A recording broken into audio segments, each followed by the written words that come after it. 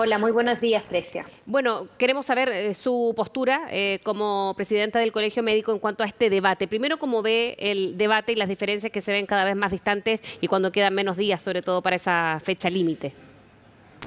Bueno, lo primero es señalar que como colegio médico hemos sido muy enfáticos y reiterativos en la necesidad de trabajar en conjunto con las comunidades educativas para poder facilitar el retorno a clase.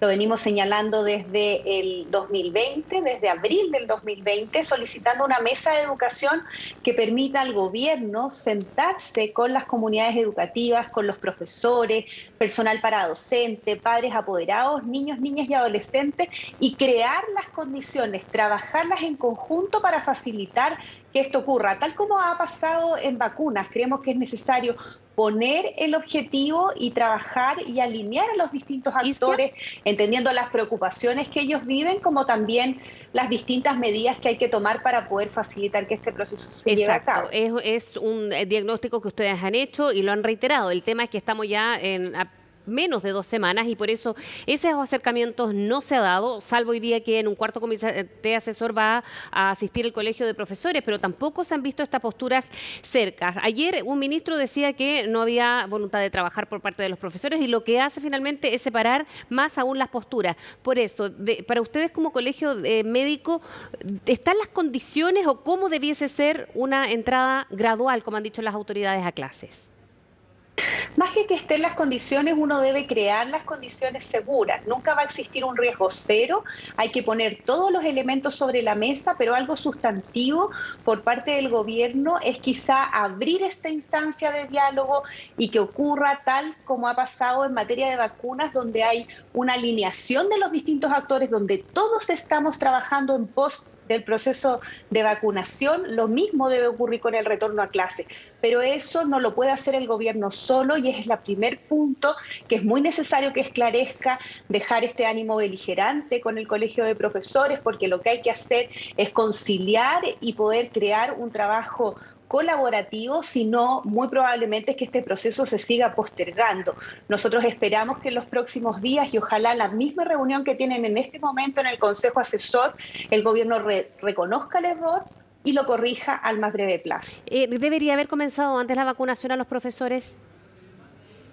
Es un tema que nosotros también planteamos, sin duda, siempre y hoy día en que hemos visto en algunos diarios que se señalan que se están trabajando o ya se están vacunando algunos sectores productivos, es que desde la perspectiva sanitaria lo que tenemos que hacer es asegurar a los grupos de mayor riesgo, mayores de 60 años y enfermos crónicos. Obviamente existen algunos otros grupos que son fundamentales para la sociedad y se lo señalamos también a la autoridad que particularmente la ventana que se abría con los profesores era bueno quizá adelantarla. Yo saludo que el gobierno haya contemplado esta opción partiendo esta semana, pero va a ser un elemento a considerar en una eventual mesa para poder ver si el proceso se va a tener que completar en su totalidad con una inoculación, su segunda dosis y la semana o 14 días con posterioridad, para también darle mayores garantías al propio personal adulto que se relaciona con las comunidades educativas. Y ese creemos que es uno de los puntos a analizar en esta mesa. Ah. Sin que esta mesa se constituya, nos parece que tomar esas definiciones obviamente no permite avanzar en los distintos posicionamientos de los sectores que ahí participan. Otro de los temas que ha surgido a propósito y en este debate, doctora, es el tema de los niños y adolescentes. Si ellos se contagian o qué tan vectores pueden resultar, que era uno de los temas del inicio de la pandemia. Ahora han salido incluso estudios, algunos epidemiólogos hablando de que han sido lo que han estado incluso más encerrados desde que comenzó esto. Y ahora la pregunta es, ¿qué tan crucial puede ser respecto a la infección o contagio de los niños o adolescentes?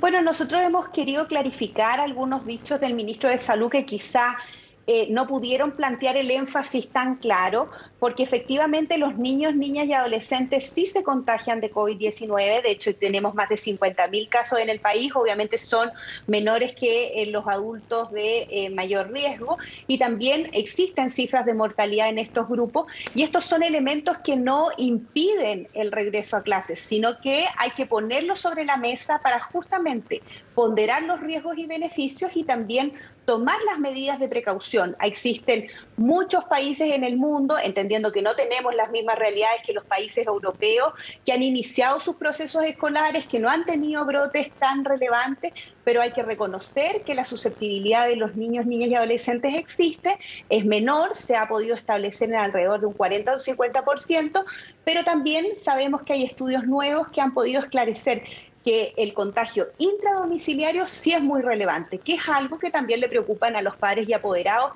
Y quiero reiterar, esto no limita en ningún sentido el retorno a clases, sino más bien pone los elementos para tomar las medidas precautorias tanto dentro de los hogares como dentro de las comunidades educativas. ¿Qué pasa, doctora, con el tema de el ingreso a clase o cómo desde el colegio médico podría ser una vuelta más segura gradual, dependiendo de la zona, porque no es lo mismo hablar de una escuela en el sur del país, una escuela rural, quizás donde el aforo puede ser respetarse mucho más, porque tampoco hay internet en muchas de esas zonas, y en cambio en Santiago, un liceo que las salas habitualmente tienen hasta 50 alumnos. ¿Eso cómo se podría trabajar? ¿Por zona, por realidades geográficas, de infraestructura, de colegios y de lugares del país?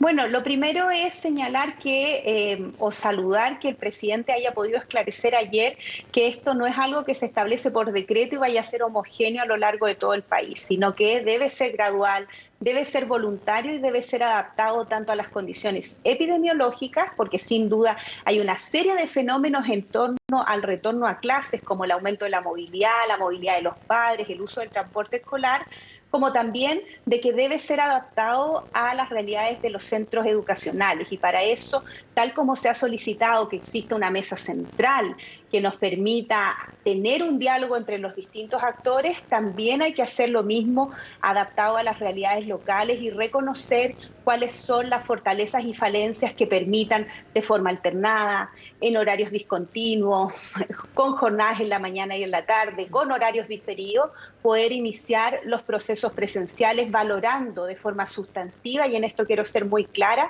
como Colegio Médico, con la Sociedad Chilena de Pediatría, con los infectólogos pediatras, hemos analizado y nos parece que nuestro país sin duda tiene que avanzar a la presencialidad, pero tiene que hacerlo de forma responsable y sumando a los actores que van a participar de este proceso de retorno a clase. Y en este punto no hay una crítica desde el Colegio Médico, Isquia, cuando debiese esto estar ya listo respecto a las realidades del país que las hemos visto ya casi en un año. Bueno, sin duda, yo esto lo vengo reiterando desde abril del 2020. Desde esa época habíamos planteado la preocupación, entendiendo que estábamos todavía muy en pañales, teníamos poco conocimiento. Hoy día hay mucha más evidencia sobre la mesa, países que han cometido errores y que podemos aprender de ellos para poder facilitar el proceso en nuestro país, pero eso requería una conducción por parte del gobierno. Nosotros le imploramos al gobierno, al ministro de Educación, de forma muy reiterada, constituir este espacio para allanar y entender que hay posiciones donde la evidencia no es tan taxativa. Hay que tomar definiciones políticas en algunas de estas áreas, y hoy día, cuando la fecha está a 2 semanas más, es imperativo que el gobierno abra este espacio, que podamos trabajar de forma colaborativa las distintas instancias y sin duda desde la comunidad médica, nuestra Sociedad Chilena de Pediatría y los actores que tienen la evidencia más contundente pueden colaborar también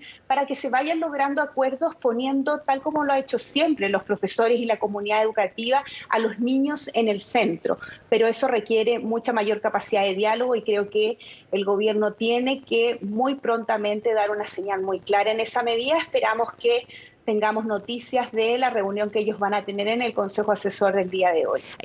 ¿Cuál es el efecto que puede tener este cambio en el calendario de vacunación, Isquia, respecto a que se pueda topar y en todo este proceso, además de la vuelta a clase, con la vacunación de la influenza? Bueno, tenemos un gran desafío como país. Primero, completar las primeras dosis de vacunación. A partir del 3 de marzo tenemos la segunda dosis de la vacuna COVID-19.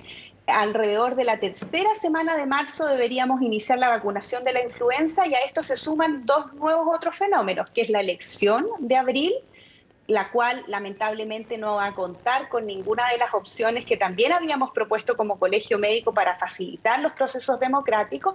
Y la tercera es el retorno a clases.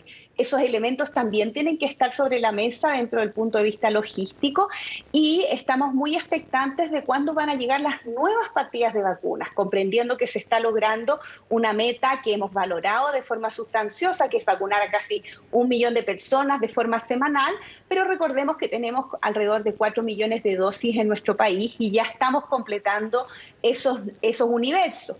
La idea es que ojalá las próximas dosis de vacuna lleguen precozmente y lo que hemos propuesto también es poder realizar la primera dosis, la segunda y 14 días después iniciar el proceso de inoculación de influenza, ojalá No entorpece un utilizando proceso otros con el otro, registros Isquia. presenciales. No entorpece un proceso con el otro. No, creo que nosotros tenemos que ir montando la capacidad de ir siguiendo estos flujos en paralelo. Va a ser un gran desafío para la red sanitaria, pero creo que la atención primaria ha demostrado estar al nivel. Pero sí clarificar que nosotros dentro de la instancia que tenemos con el gobierno, que es la mesa social, hemos pedido justamente que nos clarifiquen cuál es la logística, la inyección de recursos, el trabajo que se va a hacer con los mismos municipios para ir logrando esto, o si no, ir reduciendo los grupos que van a seguir produciendo la primera inoculación de vacuna, entendiendo que los plazos de 28 días, que es lo que tenemos evidencia sobre la mesa para CoronaVac, hay que cumplirlos sin duda. Bien, Isquia Siches, presidenta del Colegio Médico, muchísimas gracias por hablar con CNN. Que tenga buen día.